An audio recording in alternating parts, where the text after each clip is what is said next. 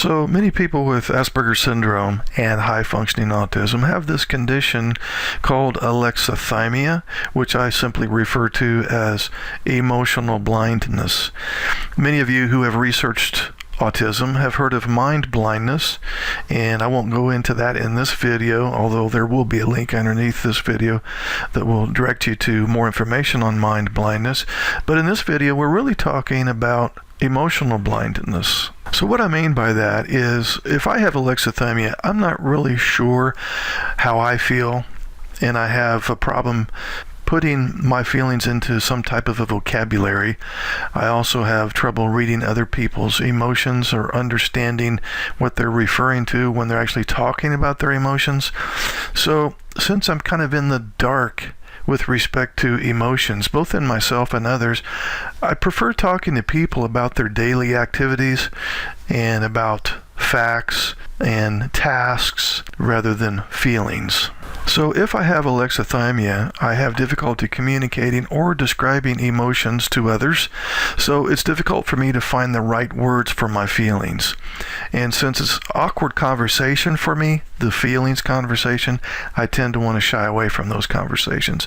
It's especially problematic for me in the case where I have a neurotypical spouse and she wants to talk to me about how she feels, and it's a double whammy for me, so to speak, when she wants to talk to me about how she feels with respect to the problems we're having in the relationship. So now I'm really in a conversation that I don't want to have. Also, when I'm in a conversation with my spouse about feelings and about problems in the relationship, I have feelings that I can't quite identify.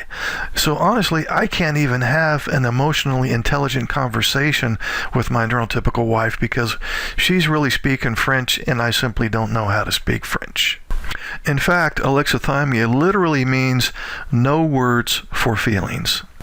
So if I have the inability to understand the intricacies of feelings and emotions, and I have difficulty trying to name, understand, and talk about feelings, I'm either going to avoid conversations where I'm required to talk about how somebody else feels and how I feel, or if I do try to have that conversation, I'm probably going to do it very poorly, which I then run the risk of coming off to the other individual as insensitive, uncaring, selfish, lacking empathy and sympathy, and maybe even come off as being somewhat narcissistic. So alexithymia is not just a lack of interest in emotional connection. It's a lack of desire to engage in emotional connection because I struggle with it so much. And that's frustrating to me. But unfortunately, it's also frustrating to the person that wants to connect with me at an emotional level, and I simply can't or don't. Some of the symptoms of alexithymia would be a narrow capacity to understand the reasons behind certain emotions, heightened sensitivity to physical touch, which causes a real problem in the area of intimacy with my significant other, struggling to identify emotions expressed by others, difficulty with naming different kinds of emotions, indifference towards other people, and in some cases saying or doing something that others perceive as highly inappropriate because I simply don't have the emotional intelligence to filter some of the things that I may say or do that may be hurtful to others. Another interesting and unfortunate manifestation of alexithymia is, since I'm not in tune with my emotions, that doesn't mean that the emotion isn't there. It just means that I can't identify it very well with the emotional part of my brain. So what ends up happening is I tend to get physical symptoms of the emotion that's not getting expressed properly. In other words, I have a particular feeling that I can't express in a functional way, and so my body ends up expressing that feeling in perhaps a dysfunctional way. For example, a person who is very angry yet doesn't know how to express their anger might develop a stomach ache or a headache or an ulcer.